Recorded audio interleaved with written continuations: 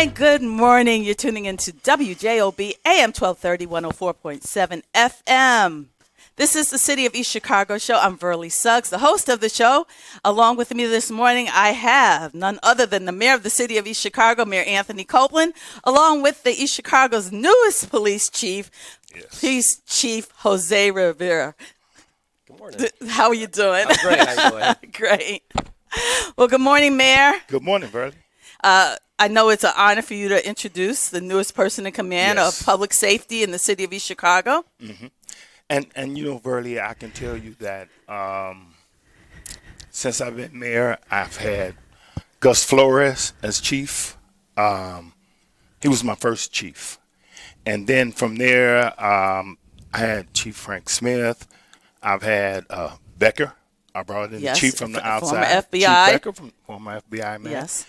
Then I had Hector Rosario. And then now I have Jose. And I can tell you that each one of them brought a different perspective. But it's something along the way me and his path continue to cross. Mm-hmm. And I would always tell him how I liked the way he carried himself. Always professional, just always, Verly. And I tell him, man, in some ways, you remind me of me. Your dedication to the job, your love for your job, the love for the city, the commitment to live here. And the only reason we won't die here is because we don't have a burial ground to put us here. Well, I know, Mayor. I know that is you. Yeah. Totally. And you're probably going to have a memorial at your house. Put me in the backyard like you do your pet, right, family pet. But I saw that. It was just ooze out of his pores. And I can tell you that not only was I humble, I was proud the day that I announced him as being chief. Because I made a statement that day, and I gave him 3 principles I thought he should live by. And but then the one thing I told the people in the audience, the one thing that he had the heart of a lion. I've seen him go in day out. And the man loves the job. And then each time, he saw me, put somebody else there, but his dedication did not change, did not waver.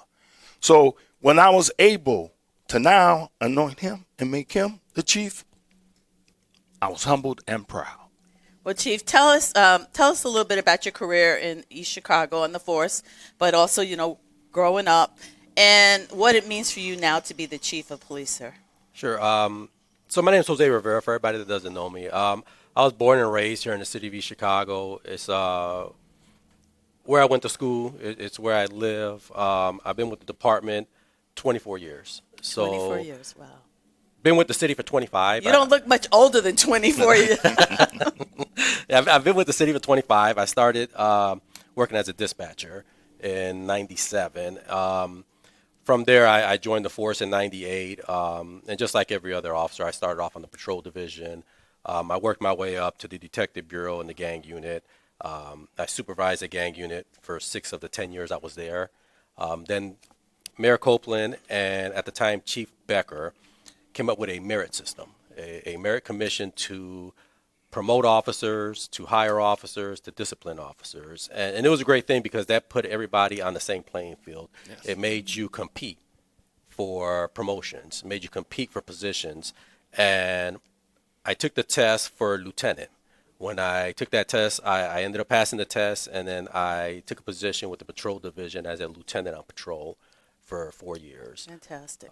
From there, I got appointed to deputy chief, and then here I am now as chief of police on my 24 year. Fantastic. So tell us who's on your command staff now. So on my command staff, I have my deputy chief is Deputy Chief Justin Orange. Then I have Commander George Cassi, who's commander of administration, and then I have my patrol commander Louis Curry. Fantastic. Well, I'm glad you're here, Mayor. There's been a lot of talk going on surrounding the city of East Chicago. Mm-hmm. The way you're hearing it, you would think it was the Wild Wild West, and there's only one sheriff in town without a gun and a bullet. Mm-hmm. But so tell us, are citizens, first of all, in the city of East Chicago right now, safe? Well, Verly, sometimes they say talking loud, saying nothing. It's amazing that they want to wrap things around hyperbole. But where is the statics? I mean, the statistics that say things are just so rampant in East Chicago. They fail to tell you that every city, every business, you start from Columbus Drive in East Chicago, you drive all the way out to 30. Help one, hiring. It's not a phenomenon only in East Chicago. So every city is wrestling with, we taking police officers from each other. The crop is not there anymore, Verley, to just pluck officers from. Since I've been mayor, we've been in a perpetual state of hiring. We have never got out of that state. And tell us, because I know you've been in a state of hiring, because I had the former chief here. I've had the former chief before that. So tell us, as far as incentivizing people to move into the city of East Chicago or to buy a home, haven't those incentives been there? Yeah, yes, Verley. And here's a prime example. We said that if you build a new home in the city of East Chicago, we give you $25,000 down payment assistance. We said if you was a city employee, you would get $30,000. We said if you bought an existing home, we would give you $10,000 down payment, and if you was a city worker, we'd give you $15,000. And they told me, nobody wants to move to East Chicago. Well, Verley, we got 410 new homeowners. So congratulations. This fear that they saying, what was that FDR to say? You only have to fear. It's fear itself, huh? Fear and fear itself. People can propagate stuff. If you running for mayor, say you running for mayor, then people can confirm or back up whatever numbers. Robert Garcia, Hoseiser, he's been the FOP president for 3 months. Every FOP president since I've been mayor for 12 years, soon as they said I do and they got elected, the next person they saw was me, except for him. He's been FOP president 3 months. 3 months. 3 months. Have he went and seen the chief? No. But he been on radio shows. He been to the council meetings. They've been staging this act. They've been creating a horror movie. They've been trying to film a horror movie and back it with not statistics. Show me what things have been rapid. Crime went down 7 years in a row of city East Chicago. We barely missed it this year. It would have been 8. You know why? Because we had one more homicide than we had the previous year. Correct. Wow. Okay? Other than that, you're talking about crime going down, then you're getting under down, then you're getting under down. And then when they talk about pay, last time I checked, if you want to know what the total is, you got to get the sum of all parts. When you want to calculate what an officer makes, you got to take his base salary. You got to take what he get for clothing, holiday pay, bonus, longevity, perf, and then you make a total. And when you take that total, Shelbyville ain't beating us. Huh? Hammond ain't beating us. We leading them all. Then Hammond and us in the scenario right here offer residency. Then when you couple in our residency, then we so enough pole vault over people. So I don't know where they're getting that data from. So basically, there are the incentives to be a police officer in East Chicago. Of course, you get top-notch training. Mm-hmm. Tell us, what do you think, Chief, is the main reason why East Chicago is having, just like other communities, having a hard time filling positions? So it's not just an East Chicago thing. You know, they're saying our officers are leaving, but they're leaving to other departments because those departments are also short-staffed. Right. If they weren't short-staffed, they wouldn't need to siphon off your officers. It's a nationwide problem. It's not just an East Chicago thing. It's 86% of police departments nationwide are short-staffed. Yes. It's the day of wanting to be a police officer, it's not there anymore. It's very difficult. And, I mean, you have departments that are paying absolutely way more than us, but they're still hiring. It's not always about the money. A lot of times it's just there are just people out there that don't want to be the police anymore. And you know, I have to applaud you, though. You, of course, Deputy Chief Justin Orange, who I've known pretty much most of his life, went to know with my daughter.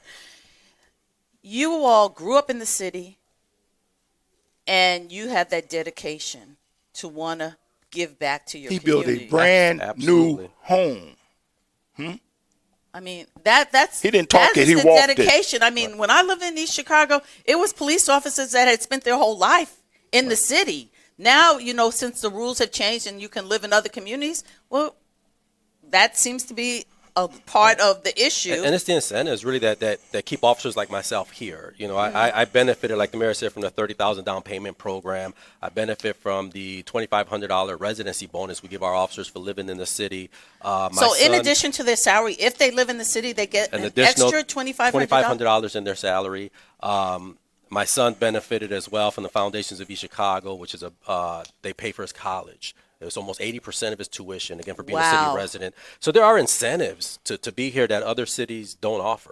So we do have the incentives to want to keep our officers. So by saying we're not being competitive, we really are, and actually more competitive than some departments when it comes to these incentives. Right. So how does it make you feel? And I know everyone has the right to work where they want. Absolutely. But how does it make you feel, Mayor and Chief, when you have invested so much money in an officer's training, and then someone else comes along and says, hey, we'll give you an extra $10,000 if you come over here, because now someone else paid for you to go to school. But do you have any type of rule where if we pay for your training, you're required to stay so many years? Yes. And I'm going to bounce off and let the chief handle that, Burley. But early on, my mother told me, she said, it ain't what people call you, it's what you answer to. So the Kuziaks of the world, or the Robert Garcias, it ain't what they say. I have yet to see Councilman Robert Garcia say one thing nice about it. He studied and then he tried to bastardize that we got a surplus. Now I'm being damned because I got a surplus. For 6 years, I done had balanced budgets and surpluses. Now I'm being damned because I got a surplus. And I just finished telling you, these other cities do not pay more than us. You see? And they got all brand new fleets, their cars, new training facilities, okay? They got new gun ranges. They got new computers in the cars. They got shot spotter technology. They got new guns. They got a new vest.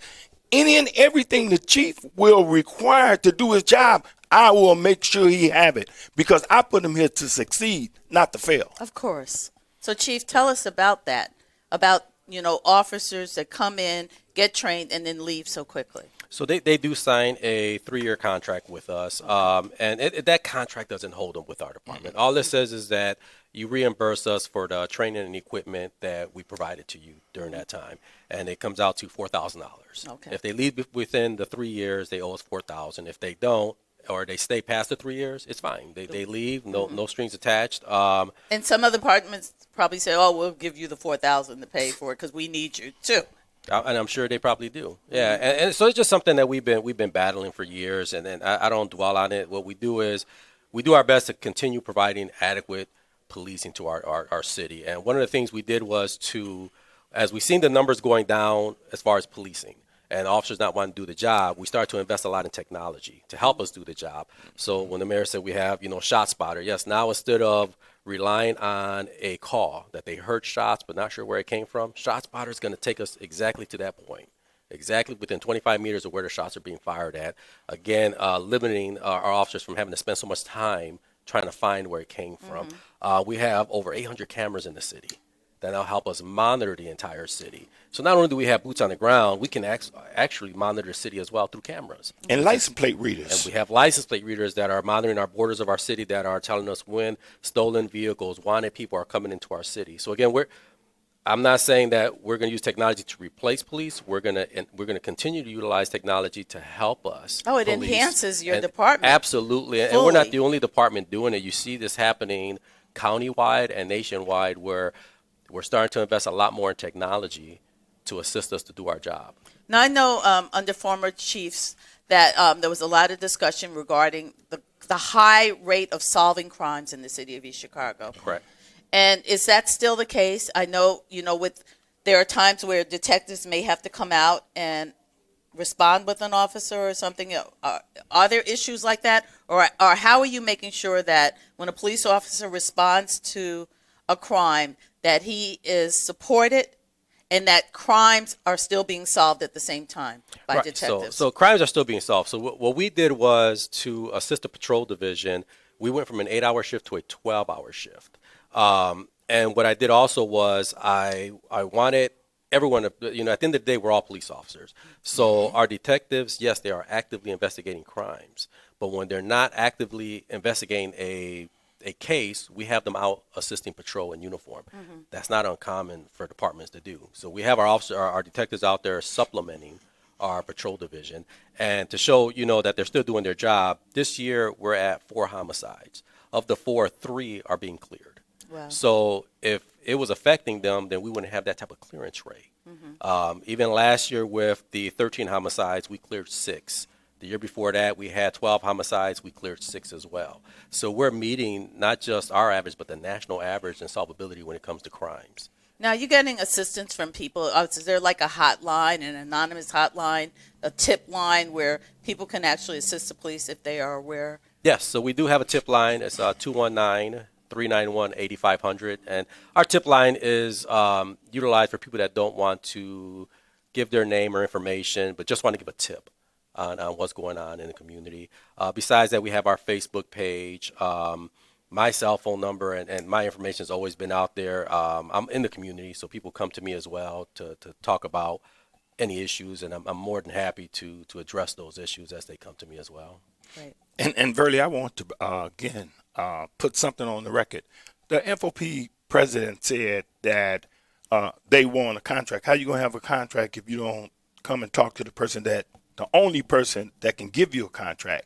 That's number one. But what he failed to put on the record is that 3 months prior to him aging, the previous FOP president, me and him sat down for about a month and a half and hammered out a contract. He took it to the body, and the body voted it down. I mean, a real luxurious contract. It was very good all the way around. So what more, well, and I don't know if you're aware of that, what more were they asking for if you had sat down and negotiated a contract? and then, Verley, this is the irony of it all. You know where the 12-hour shift come? That wasn't a novel idea from Mayor Anthony Copeland. That was one of the things they negotiated for in the contract. They wanted to go to 12 hours because when they worked 12 hours, Verley, before when they used to work the old shift 5-2, they work 240 days. In this new 12-hour shift, they work 195 days. So there are more days off because Correct. how does it work? How many days a week do you work? And So it comes out to 7 days of pay period Okay. and 14 days a month is what it comes down to. The other thing was with the old schedule, our younger officers were working every weekend. They're being forced over to work 16 hours, and we wanted to stop that. We wanted to help them have extra time off with their family. So a lot of the officers came to us and wanted a 12-hour shift. They even gave us certain schedules of how it can work, and we granted that. We gave the 12 hours, and now they're able to have every other weekend off. On the weekend that they don't have off, that week they're off Wednesday, Thursday, Friday. So they have plenty of time off now compared to that 8-hour schedule. It was really burdening when you now have. is overtime mandatory? No, so the only time is mandatory would be if we don't meet our minimum staffing of 6. And even then, we will only force officers over for 4 hours. Okay. And Verley, you know, like they say, when you're looking for a reason, any little reason to do, it was said, and I heard it over the airwaves and I caught it, that only 2 officers was patrolling the streets of East Chicago. That's not true. 4 officers called off. They failed to tell you that. When the 4 officers called off, you know what we filled that gap with? Overtime. So we still back at what the 6 would have been. Not only that, on top of these extra men that he's telling you that we can fill the void with. So it's, you know, fantasy sometimes is stranger than reality. So sometimes you got to see what people's motivations are. Okay? Why is it just anti-people or people who want to be like me that now all of a sudden is the champion or something? I challenge you to come to the city of East Chicago. Dave Kuziak, you can get in my car and I will personally show for you. I don't know when the last time you've been in every barrio of East Chicago, but I will enlighten you. There's some places, go to our parks. Yesterday, The most beautiful parks in the county. In the county. Yesterday we had movie night at Tide, the basketball courts was filled. The baseball field was How many incidents full. happened during that time? 0.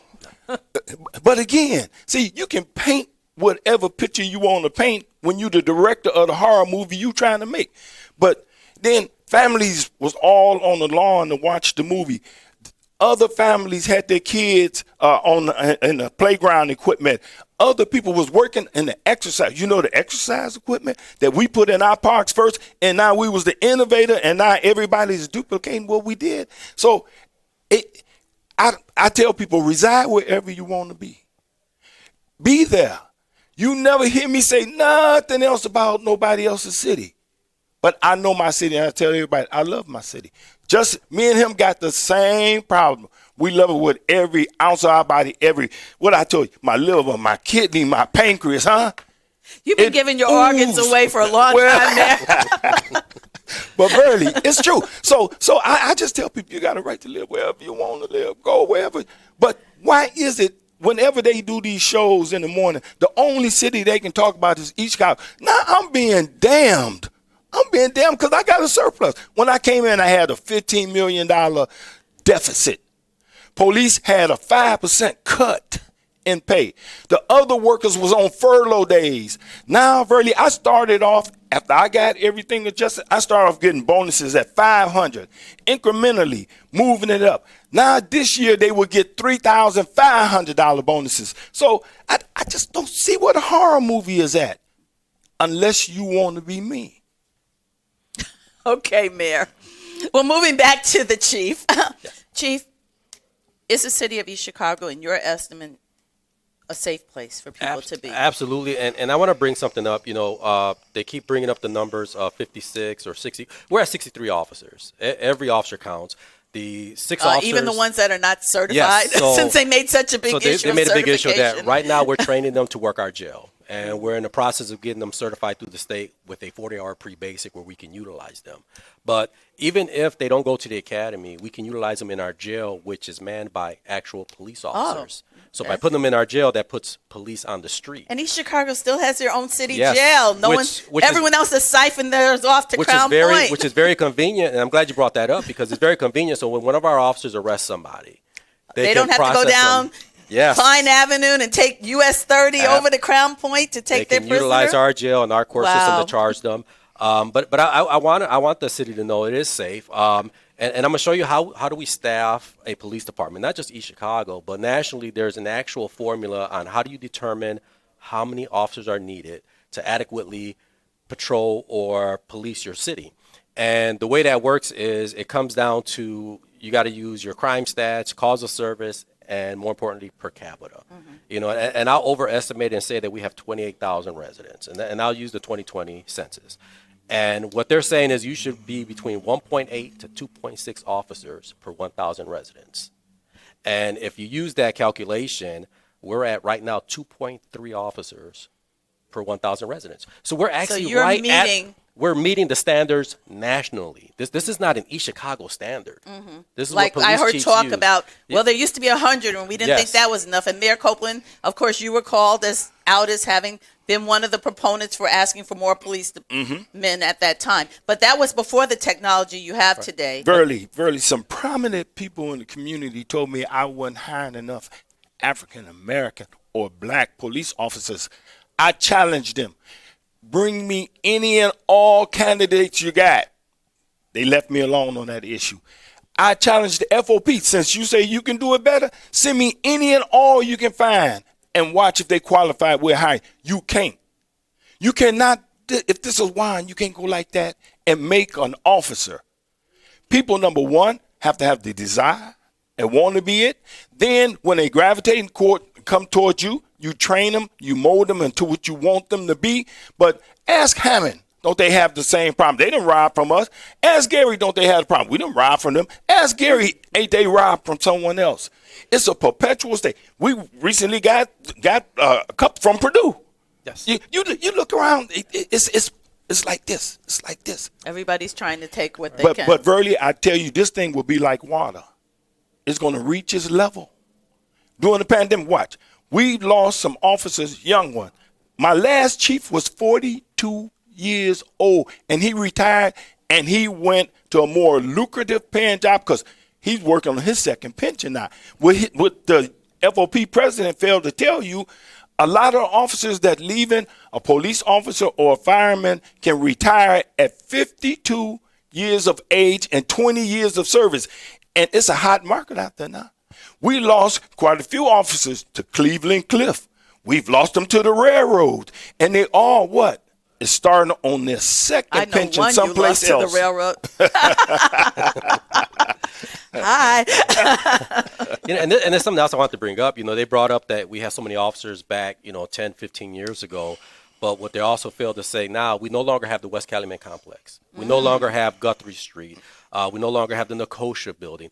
These were areas of high crime. These were areas, Guthrie Street at one point was labeled the most dangerous city in the United States, or the dangerous street in the United States with the most crime on that street and homicides. And that's one of the safest. One of the safest, one of the cleanest. Under your administration, Mayor Copeland. Hey. So they failed to bring that up, that yes, we were fighting back then for more officers. We're fighting, to manage the department better. But now that's what we've been doing. That's exactly what we're doing now. And we're showing you, East Chicago, we have the adequate amount of officers to answer calls. There's no backlog. And I heard President Holzhauer earlier say about they're going to bring up statistics. Absolutely. Because he didn't. I want to bring up the statistics. In a 12-hour shift, the average officer on the high end will answer 7 calls in 12 hours. Wow. On the low end, 3, which is him. I pulled his stats. He averages in the last month 3 calls in a 12-hour shift. Oh, woe is me. Those are statistics that he can pull up himself. Those are statistics because our computer system actually it tracks our officers. Every call is logged. Our GPS shows where every vehicle's been at. So technology helps us, and that's how I'm able to manage the department. That's how I'm able to say I have enough manpower because I have the statistics in front of me. I have the technology that's telling me exactly what my officers are doing, how long they're spending on these calls.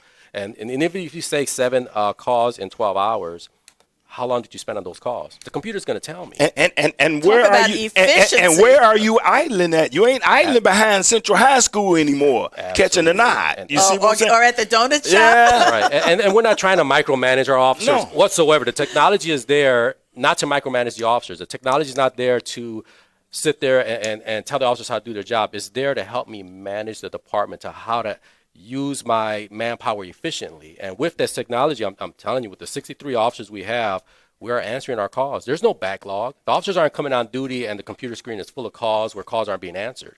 He also failed to tell you that besides the officers answering calls, which is just emergency calls, I have 2 officers inside 7 days a week taking reports from citizens over the phone. So those are calls officers don't have to answer. So again, there are things that we're doing to, again, police the city efficiently, to be responsible with the budget, to be responsible with the manpower that we have. And the statistics are there. Anytime he wants to sit down, I can show him. And I did sit down and I did show him last week. I showed him, which was actually just past Monday, the statistics. I showed him the calls that he's answering. I've shown the time spent on calls. I've shown him how our manpower is efficient based on stats. But like he said, well, they can talk about stats all they want, but let's not talk about that. Let's just keep talking about money. Mm-hmm. And again, but the stats is how we run our department. And he's never been a supervisor, never been an administrator, never been in my shoes to sit there and give advice. The years he's been there, the majority of the time he's been where? So he spent an entire year in our jail on midnights. And even in the 7 years, I can track, and I don't want to throw him under the bus. I really don't, but I have to respond back to some of the things that he said. Mm-hmm. In those 7 years, he's never been proactive. Never. Even when we had the amount of officers that we were at, we were close to 80 officers. But we're not about stats here when it comes to, we don't make our officers write tickets. We don't make our officers, make arrests. We're not about quotas like that. Mm-hmm. My goal is to make sure that the residents are getting the adequate amount of police out there, that their calls of service are being answered, that the city is being protected. And I want to reiterate that East Chicago, we have adequate amount of officers to patrol the city, to answer your calls, and to keep the city safe. And the statistics show it. The statistics do matter. No matter how much times he says it doesn't, it's because it doesn't fit his narrative. But Chief, it's very important that you are assuring the people of East Chicago, because I mean, the Times came out with this big story, city of East Chicago is not safe.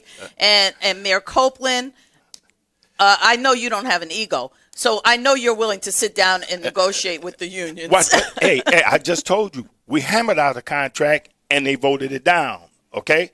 That was roughly 3-4 months ago. Mm-hmm. He failed to put that on the record. Well, he said that he's reached out to your office and that... Burley.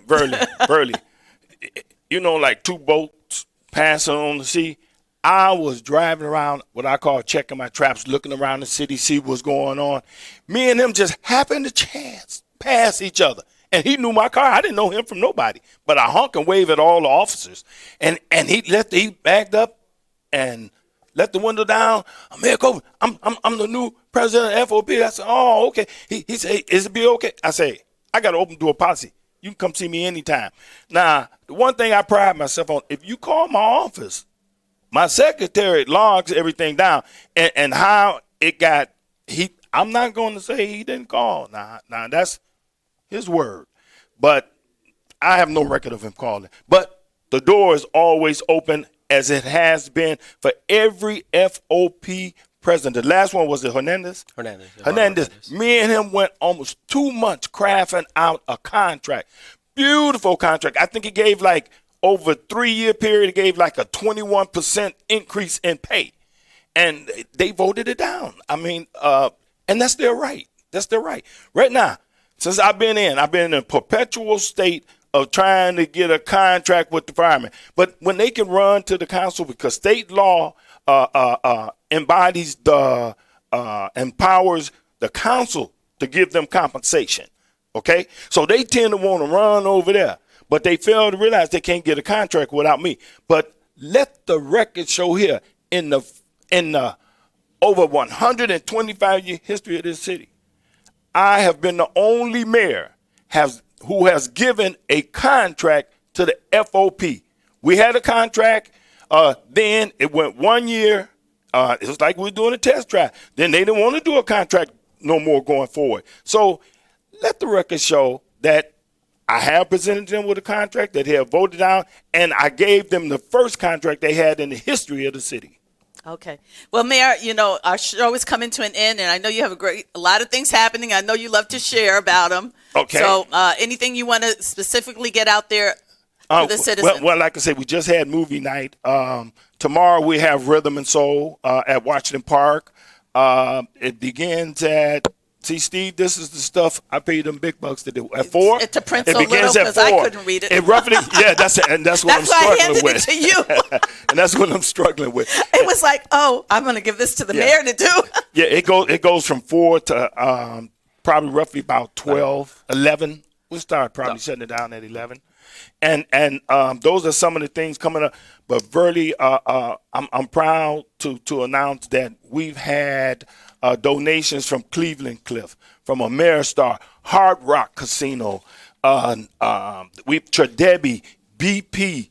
People have been very, very charitable in this season, helping us come out of the pandemic. So I would tell you that our Fusic Fest is coming. We have Crespo. The one that said suavemente, and I hope I said it right. Oh, you can sing there. And along with Jeezy, but we got a lot of things. We got resuming our your Independence Day celebration, July 3rd. And also with our seniors, our nights out with our seniors, our tour, the boat tour with the seniors. Well, we have to go, Mayor, but just quick, there are a lot of summer camps going on in the city of East Chicago as well. Mm-hmm.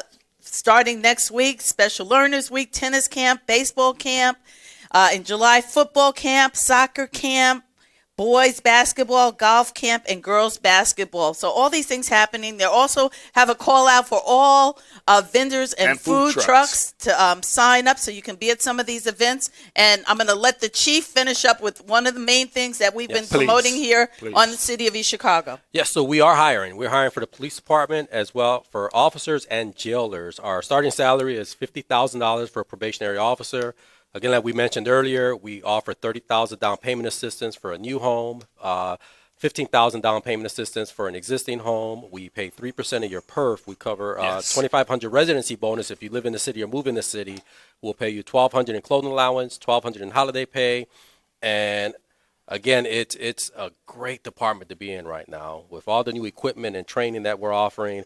It's a great time to join our department. And if you're a college student looking into law enforcement, we're hiring part-time jailers where you can come in our department and work in our jail.